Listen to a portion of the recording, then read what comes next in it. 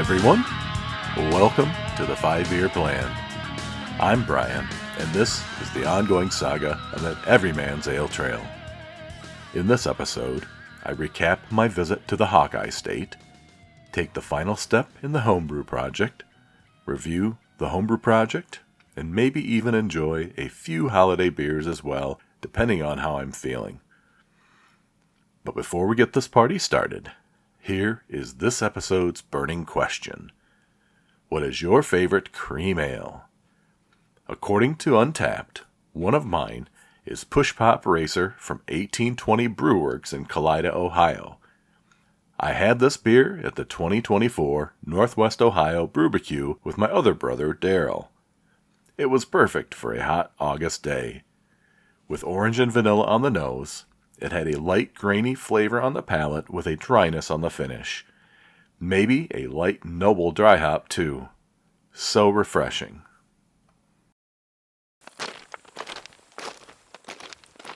It's time for one last ale trail adventure to finish out the year. This summer, I finally got to travel to the great state of Iowa to explore the craft beer scene. My first taste of that region came from some shipments from Tavour back in 2017. These beers came from Toppling Goliath. Surprisingly, it wasn't their flagship Pseudo Sue that caught my eye. Rather, it was their flagship Oatmeal Stout Rover truck that gave me a first taste of what this brewery destination would offer.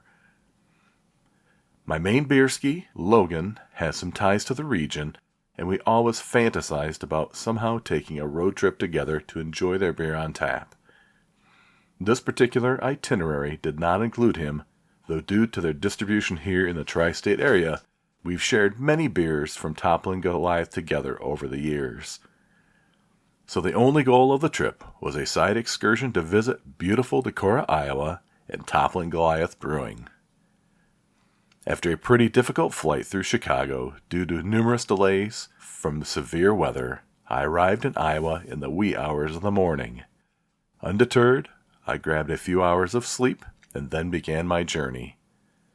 I planned to arrive at lunchtime, as Toppling Goliath had what looked like a really killer scratch kitchen. The weather was still a bit tenuous. I've heard stories of the extreme conditions in Tornado Alley, even though it was technically outside the season. Under darkened sky, I drove up and parked at the tap room.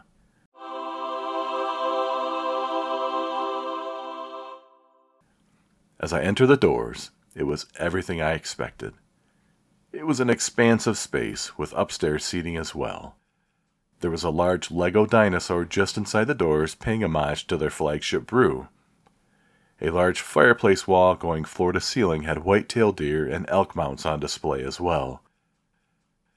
I sat at the bar, and Melinda poured me a pint of Pseudo Sue. And yes, this was so delicious right from the source. I could have sipped on one after another if I had not been handed their tap list of 32 beers. I opted for a half pour of a Rawaka dry hop Pseudo Sue while I ordered my lunch, a burger and some fries. I followed this up with a half pint of double dry hop Pseudo Sue, another absolute winner. This led me to a flight of some different styles, including a Pils, California Common, Marzen, Hefeweizen, and an oaked ale, all solid in their own regard. Then I noticed a sign advertising the Iowa Beer Passport from Travel Iowa. Now the game was on. Only 8 stops were necessary to reach the number of points for the prize tier I wanted, an Iowa Brewery Passport t-shirt. The only problem was that they were out of my size. This left me options for a stainless steel mug or a cooler bag, but I would worry about that later. Now I had a little bit more purpose for my afternoon. I began populating my Google map with nearby stops. Just down the road in downtown Decorah was Pulpit Rock Brewing Company, which, as I understand it, was the original location of Toppling Goliath. I consulted Untapped and found yet another Tavour connection back in 2019 with an Imperial Stout collaboration with Abnormal Beer Company and also in 2021 with Coconut Migration, a collaboration with Single Speed Brewing.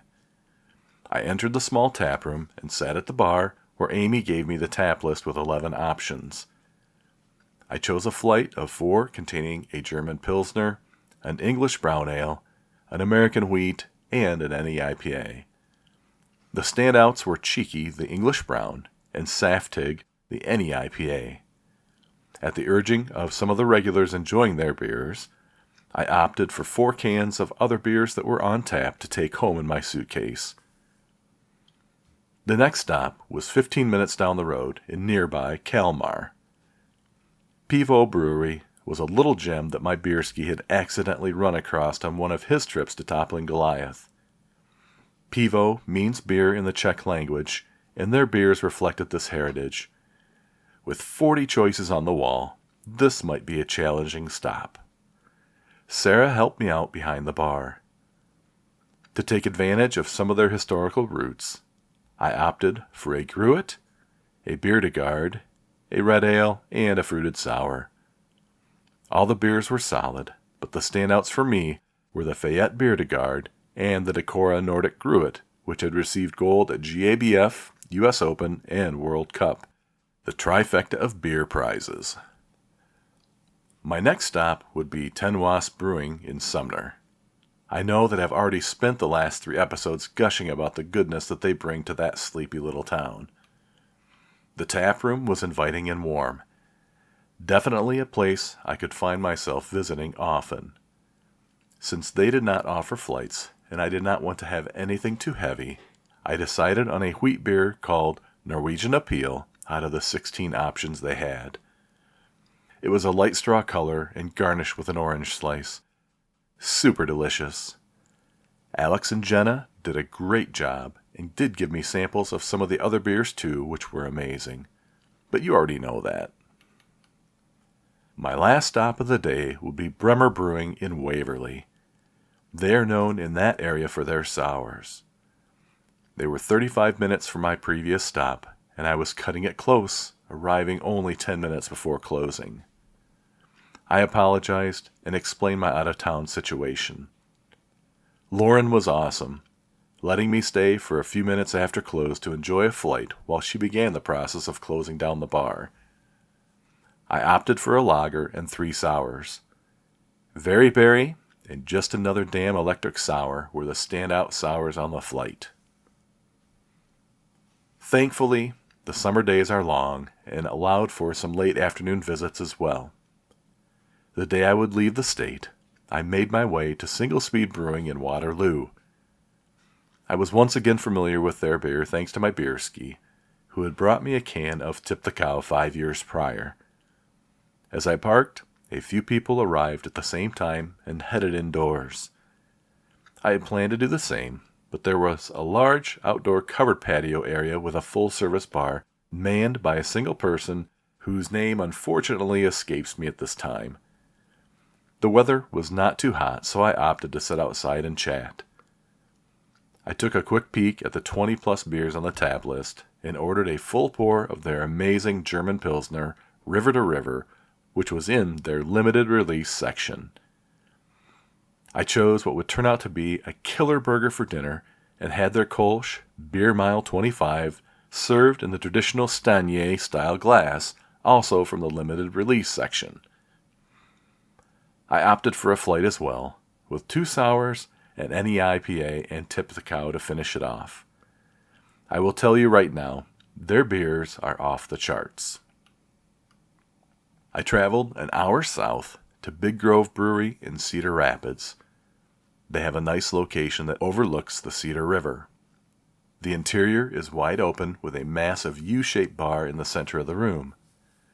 With limited time, I took a quick glance at the 24 beers on tap and opted for a couple of 5-ounce pours of a Zwickel beer and a Hefeweizen. Once again, mind blown. The Bohemian Zwickel and simply named Heffy were spot on. So good that I opted for one more taster size of a Berliner called Split Paths. Had a great citrusy flavor. I could have lingered for a lot longer, but I was on a mission to get a handful of additional check-ins for the passport. 5 blocks away and across the river was Clockhouse Brewing. In a kind of out-of-the-way location, the taproom was small, but the bar overlooked the brewing operations. They had 16 beers on tap. I got chatting with one of the regulars who was on his way out the door and was encouraged to try a few different styles. A 4-beer flight contained a Helles Lager, a Sour, an NE IPA, and a Doppelbock, which covered most of the bases. The PB&J inspired Grape Sand Jam and Clockbock were the standouts here. The round flight board was interesting too, modeled after none other than a clock face. Really clever. Back across the river I traveled to Lionbridge Brewing. I love the logo. Very simply, a lion's head sitting behind a sign with the name emblazoned upon it. They had a copper-covered bar, which seated a half dozen if I recall correctly. With 16 or so beers on tap, I chose half pours of Crushberry, a beer brewed for their 8th anniversary that is reminiscent of the breakfast cereal, and Ziva Voda, a Czech Pilsner. I thoroughly enjoyed these beers as well and wished once again that time was on my side. My final stop would be in Ely, which was 15 minutes south. House Divided Brewing was nestled downtown in a modest-sized indoor space with a large outdoor seating area. I would yet again be cutting it close but had time for 3 tasters on their menu. A wheat beer, a Schwartz beer, and a key lime Mexican lager. I enjoyed them all, but it had been a very long afternoon and it was time to head to the hotel and get some sleep before the early morning flight out. I had only experienced a small portion of what the Iowa craft beer scene has to offer, visiting 8 of the 80 breweries available on the passport. I'm sure there are many more. But those breweries that I experienced made me take mental note to watch this beer scene like a hawk. From the great people, to the scratch food, to the authentic beers offered, I'm reminded why the Midwest truly is the best. Cheers! In this segment of Homebrew Hijinks, where I document my homebrew adventures, I finish up the Holiday Cream Ale. Last episode, I left the beer conditioning on the cranberry orange relish. After 2 days, I tasted the beer, and it had the essence and was not overpowering. I can't wait to see what it tastes like after it conditions for a few weeks. I prepped bottles, caps, tubing, bottle filler, and other utensils I would need by soaking them in PBW. I laid a towel on the floor and started to assemble my bottle filling apparatus. I soaked the tubing in hot water to make it more pliable and easier to attach to the bottle filler and fermenter. I will say that there are times when this goes flawlessly and other times where my fat fingers just can't quite get the tubing to sit correctly, especially after using the PBW, which makes everything quite slippery. There have been more than a few choice words uttered at this phase over the years. I drew off a bit of the beer and checked the hydrometer reading. The final gravity was 1008, which would leave me with a 6% ABV product. Because I wanted to have medium carbonation, I would add 4 carb tabs for each bottle as I filled them. At the end of the day, I managed to fill 8 bottles. I cleaned up my equipment and put it away for the next brew day. Next episode, I will reveal the next project. Homebrewing can be overwhelming, especially if you are just starting out. Every month, I set aside a few minutes to talk to my go-to expert, David Young, owner of Buckeye Brewcraft in Columbus, Ohio, and ask him some common questions that homebrewers have.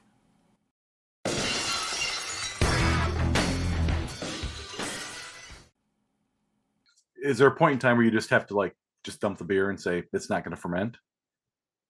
That'd be tough for me. Assuming that the rest of your process has been completed in a way where you feel comfortable that you have the proper measurement of sugar, specific gravity or bricks or whatever you're using to measure in your wort, and that you have a nice, safe, sanitized place for that wort to go in that's not too hot when you pitched, and that the temperature is relative, I would probably err towards pitching another yeast into it at any point rather than just immediately going to the idea of pitching. If the second yeast that I could validate is good and healthy didn't take off, then yeah, I mean, at some point you can't just keep throwing stuff into it. throw money into the sinking boat. I don't know if I could ever really say I've ever had that happen. Okay. There's always some sort of port around it. And you bring up a good point. If it's okay, can I talk through like a 60-second, maybe 120-second overview of how to test yeast health? Please. I find that there's not a lot of people that come in the store that know how to do this. So it's really easy. And this is going to be most applicable to dry yeast packets. However, you could absolutely do it with a liquid yeast packet. It's just going to look a little different. This is an old baker's trick that is very, very commonly known in the homebrew world.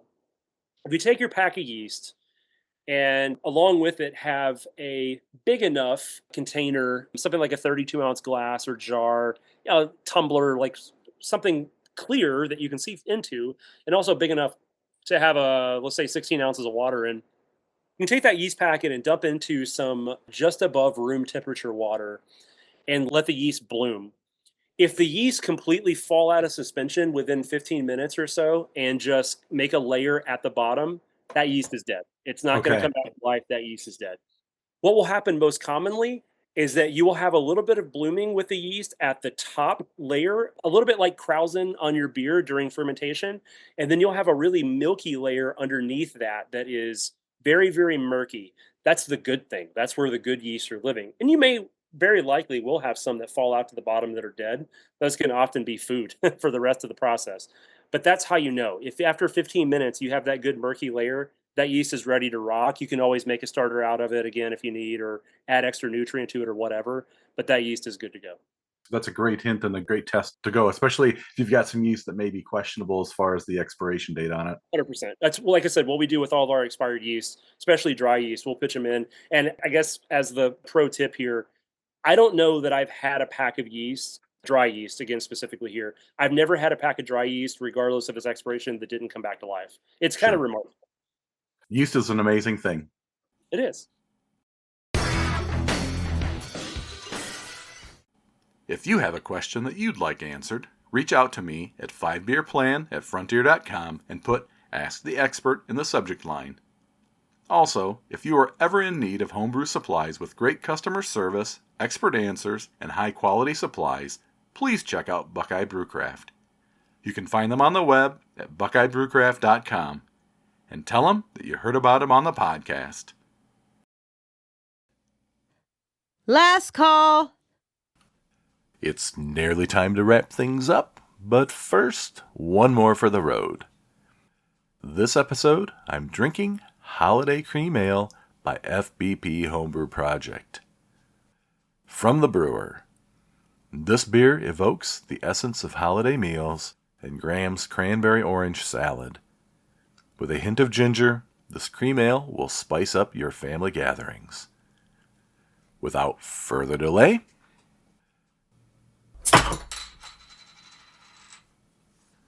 so this is a 6% ABV cream ale. As you've been following along, you know that this has this cranberry orange relish that's been conditioned on that contains cinnamon, ginger, allspice, and even just a splash of whiskey. So I poured this out into a small tulip snifter and wanted to be able to experience the aroma and the color as fully as I could. It poured a deep kind of orangey color, maybe with a cranberry tint to it. Lots of foam on it. Again, I used 4 carb tabs because I wanted to have kind of a medium to high carbonation on it. It really looks beautiful, I will say. So on the nose, I do get a little bit of that spice in there. I also get a little bit of the citrus coming from the orange as well.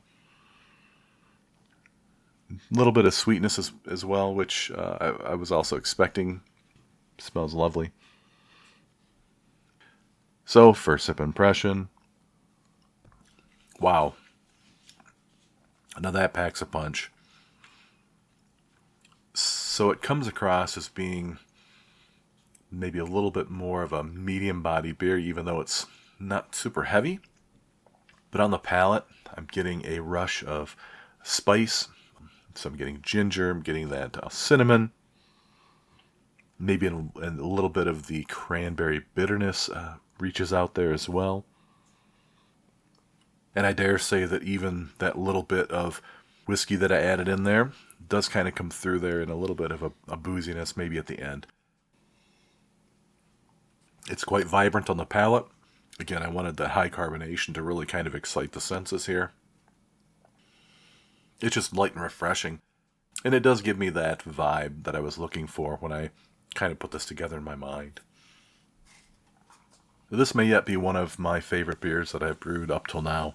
I can see myself doing this again, year after year, and maybe trying to dial that in a little bit more. It's really delicious. So, I will give this one 4 tasters out of 5 on the Flightboard. Cheers, FBP Homebrew Project. I'm always looking for new craft beverages to review, so if you've got one from your local favorite craft brewery, meadery, or cidery you'd like me to drink and describe, reach out and let me know. That's all for this episode of the 5 Beer Plan. With so many podcasts out there, thanks for choosing to listen to mine. It's hard to believe that another year has come and gone.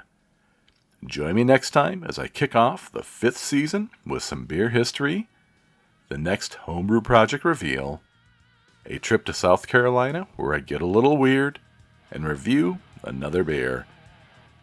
Remember to hit the subscribe button on your preferred podcast platform to be notified of new episodes. Follow me on Instagram as well, 5 Beer Plan 2022, to see what is happening on my personal ale trail. I'd love to hear from you, and there are several ways you may do so. Leave a comment for this episode on Spotify, direct message me on Instagram, or email me directly, 5beerplan@frontier.com. Be sure to support your local breweries, choose your beers wisely, and drink them responsibly. Until next time, keep walking your ale trail, and stay thirsty, my friends.